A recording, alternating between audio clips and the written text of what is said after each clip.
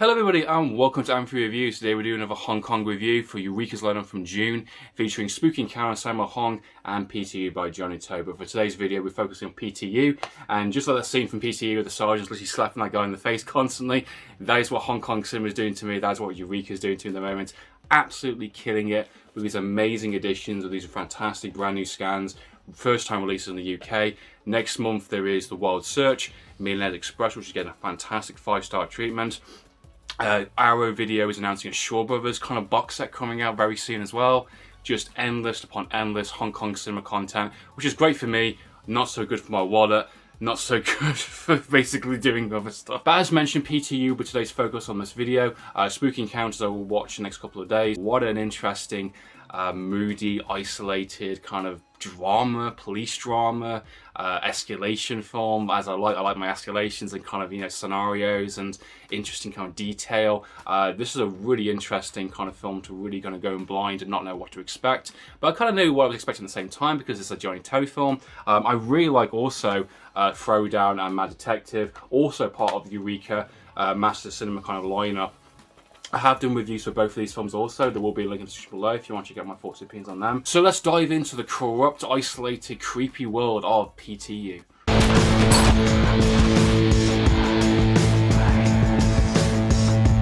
PTU was released in 2003. This is after he did his big commercial box office assessment. He was put his name on the map. Movies from Running Out of Time and The Mission. Two films I would love to see. Do not have access to either one, but they sound really awesome and they made a lot of money and they really put Johnnie To's name on the map and put him on the scene. Very similar to kind of John Woo and The Bear Tomorrow. This is kind of during the peak of that kind of late 80s, kind of going into the 90s kind of Hong Kong cinema. A lot of directors, a lot of big stars, a lot of kind of everyone was putting their name out there and doing really creative and really doing daring things. And if you look at his IMDb list of Johnnie To, he's had a massive career from the 70s, 80s, 90s onwards kind of thing, still making movies, and the quality is very consistent. I'm really liking the tone, really liking the character and his appreciation for exploring that kind of almost raw nature of kind of Hong Kong cinema with the streets and not trying to do sets and just kind of giving like a living, breathing kind of world in a weird way. And this film is no different from that in the sense of PTU. This took him about 3 years to do after those two movies. He did a few movies in between here and there. Precise kind of script. It took him a long time to kind of craft the story, to film it, to kind of do the editing, and he really wanted to pay a lot of attention, a lot of detail into this kind of multi-layer kind of story, and I can see why for sure. And if you go look at the actual booklet on the EUREKA edition, this really goes into a lot of detail behind the scenes and what was going on during the time in terms of the Asian financial crisis. Really interesting kind of information there about the making of this film and kind of like what was going on during kind of that time of Hong Kong cinema. So far I've only seen 3 Johnnie To films, Throwdown, Mad Detective and PTU, and they've all been quite consistent in their kind of tone, in their kind of, the way they're kind of offering in terms of storytelling, characters, escalation, in terms of detail as well. And he's got a very kind of specific kind of look upon Hong Kong in sense of a city, in terms of a breathing kind of world, in the sense how he treats crime, how he treats kind of the working class, and how he kind of, there is no right and wrong, and the line between good and evil is so blurred. It definitely is a director that doesn't want you to have a traditional good versus evil, or have a traditional villain or a hero character. He's presenting characters on display and he wants you to kind of, judge for yourself, and he's not taking either side. The extras for this film as well on the EUREKA edition were really interesting as well. Similar to Mad Detective and The Throwdown, I would say this is definitely another slice of the Throwdown kind of world in that sense, because for one, PTU, its kind of atmosphere is very kind of isolated, it's very kind of lonely, it's kind of got that kind of low-key kind of horror feel to it in terms of the atmosphere, in terms of that world. The film for PTU focuses basically on 3 central divisions in a sense. You've got the main PTU task force, which are kind of deployed, at night time. They kind of, take a look on the streets. They kind of, they're the tough guys, the law enforcement. They do some things they shouldn't be doing, but the line is very blurry for them in a sense. You've got a kind of very kind of shady kind of cop that is kind of thinks this is his town, his turf in that sense. And you've got, you know, internal affairs kind of division, you know, the really strong, tough lady, the business suits that kind of come in, take all the evidence and kind of take the credit in that sense. You've got 3 different divisions really heavily focused on. And in between all this, you've got 2 rival gang wars, but it's not traditional in the sense of what you would expect for a gang war. It's not really focused on that as much as you would think.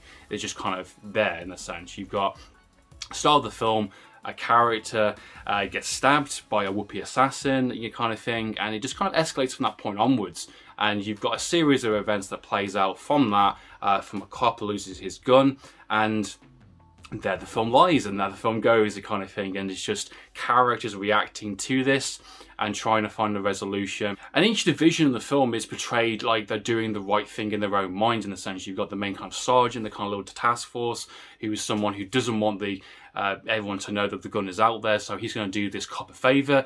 I can do it, this is my turf, this is my kind of patrol, this is my 6 hours at night kind of thing. I'm going to find the gun, I'm going to find who's responsible, and do some very shady kind of methods to get there. And a lot of his scenes I think are really interesting. The way he goes about it is very kind of direct. It's not shouting, it's not in your face. He's very calm, very collected. You know, the fact he takes up cigarettes and just puts drugs in and goes like, hey look, this is going to happen. You're going to tell me what I need to know, or I'm going to take you in.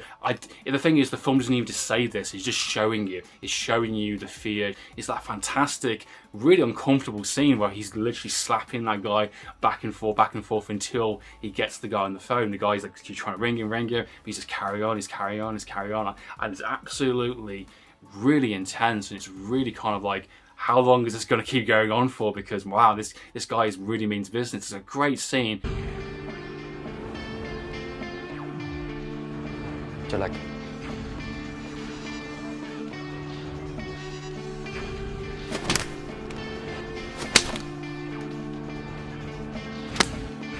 And one of the things that Johnnie To does so well in all 3 of his movies actually is the small details, is the small foreshadows, is the pieces of information that you learn as the film goes along. And you know, one of the things I do love about his movies is that I'm fully invested in the journey he takes. You know, he can do very atmospheric, he can do very creepy, isolated type of scenery, or not much really happening in the scene. He can do a 5-minute sequence where a bunch of people go up the stairs and make it, you know, intense, or add something to those characters, or the way they kind of move, or the way they interact with each other in a sense. It all tells something that really helps the bigger scope of the film, and I really appreciate that. And speaking of small details, that kind of little task force that we kind of see every time they do something in the film in terms of beating someone up or kind of, you know, assaulting someone, they're really covering their back. One guy kicks someone in the chest and literally points at that person saying, wipe that print off, wipe that boot off. No evidence, no accountability, just characters thinking they're in the right. I can do you a favour, I'm going to get it done. But not for any kind of personal gain in that sense. It's just the nature of that kind of world and that time. And it really challenges those ideas of a character can be both. A character can do the right thing and do the wrong thing. And this is definitely explored also within the Mad Detective and the Throwdown, also with characters being in kind of scenarios where they feel like they can do no right or no wrong. And the use of dialogue between some of those characters are really interesting as well. During the start of the film, there's a kind of like a police radio scan with like a cop being killed, you know, from a bank robbery, and the sergeant's like, you know, he's one of us, he's part of the uniform, you don't disrespect him. It's that kind of idea of loyalty within the ranks, you know, even though the characters in that kind of little task force don't agree with each other, they're willing to stick to the same story, they're willing to kind of scratch my back, I'll scratch yours kind of thing, you know. And this is what Johnnie To's kind of films really explore within all of his movies. Not all of them are going to be happy ending movies kind of thing. They're exploring characters, they're exploring scenarios, and doesn't have the traditional kind of outcomes and the kinds of consequences you would expect to see within a traditional thriller or a Hong Kong movie in general. You know, I think even Better Tomorrow is a bit more traditional with a kind of the Brothers in Arms kind of thing, and that has a very good place in that kind of 80s kind of Hong Kong, where this one is definitely saying, you know, people are like this. I'm not saying that they are, I'm not saying that they're not, but it's definitely something you need to be in the mood for, and I think it's definitely one of those films that you need to pay attention, you need to kind of let the film sink into you kind of thing, pay attention to the kind of small details, character reactions, how little things, how bits of dialogue here and there can really impact the characters, and you find out more and more as the film goes along. It's a very nice, compact, tight experience. The script, I think, is really well put together. It's about 88 minutes of the film, and you can definitely tell he really focused on every single shot, every single piece of dialogue, every reaction, and the ending gets very interesting for sure, to say the least. The Blu-ray edition for PTU is really good as well. This is the first time ever released in the UK. It's on the Master Cinemas kind of series. This is Spine 248.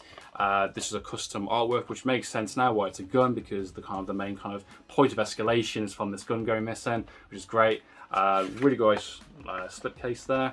Show you there. It's great. And you get the alternative artwork, which I think is the original poster. Not really a big fan of that. It's like a bit, you don't know what the kind of film is. Yeah, I'll show you that.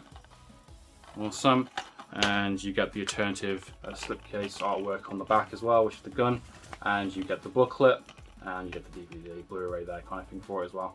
Extras are nice and simple. You get 1080p presentation on the Blu-ray. You get the 5.1 audio.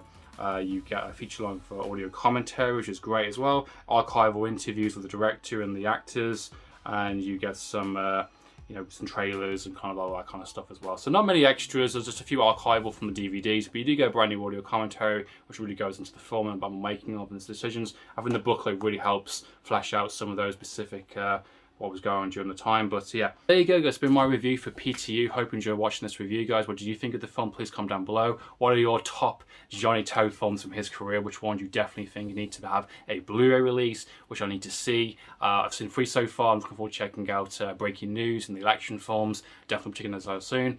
But I think Johnnie To so far has been the most impressive kind of late, kind of early 2000s kind of Hong Kong cinema that I've seen compared to a lot of other directors for sure. So in the meantime, guys, Amphlett Reviews, signing out.